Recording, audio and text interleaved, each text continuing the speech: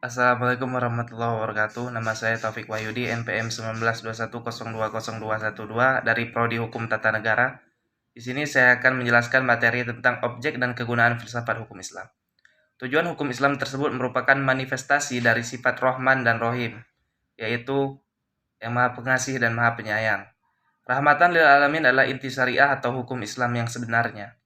Sebagaimana dikemukakan sebelumnya, setidaknya ada 5 sistem hukum yang hidup dan berkembang di dunia, yaitu common law, yang juga dikenal dengan Anglo-Saxon. Yang kedua, civil law atau biasa disebut Eropa Kontinental. Yang ketiga, custom law. Keempat, Islamic law. Dan yang kelima adalah sistem hukum sosialis komunis. Manfaat studi filsafat hukum Islam adalah yang pertama, menjelaskan kajian filsafat hukum Islam akan memberikan pengetahuan hukum Islam secara utuh pada ahli hukum Islam. Yang kedua, filsafat hukum Islam diperlukan untuk pengkajian secara mendalam terhadap hukum Islam.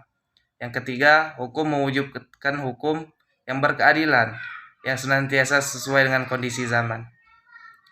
Dan yang keempat, yang terakhir, yaitu pengkajian filsafat hukum Islam memungkinkan pemahaman Islam secara menyeluruh dengan ilmu-ilmu agama lainnya.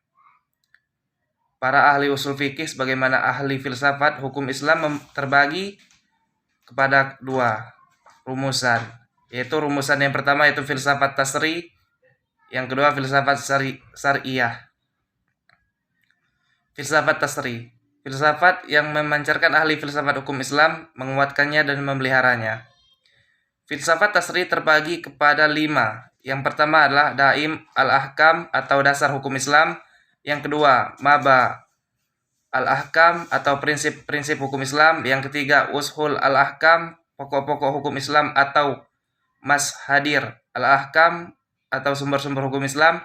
Yang keempat, maqasid al-ahkam atau tujuan-tujuan hukum Islam. Dan yang kelima adalah qawaid al-ahkam atau kaidah-kaidah hukum Islam. Kemudian yang kedua yaitu filsafat syariah. Filsafat yang diungkapkan dari materi-materi hukum Islam seperti ibadah, muamalah, jinayah, ukubah, dan sebagainya. Filsafat ini bertugas membicarakan hakikat dan rahasia hukum Islam. Termasuk dalam pengembangan filsafat syariah adalah yang satu, asrarul al-ahkam, rahasia-rahasia hukum Islam.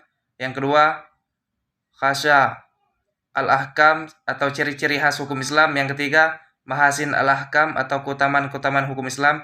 Dan yang keempat, tawabi al-ahkam atau karakteristik hukum Islam. Sekian yang dapat saya jelaskan. Saya akhiri. Wassalamualaikum warahmatullahi wabarakatuh.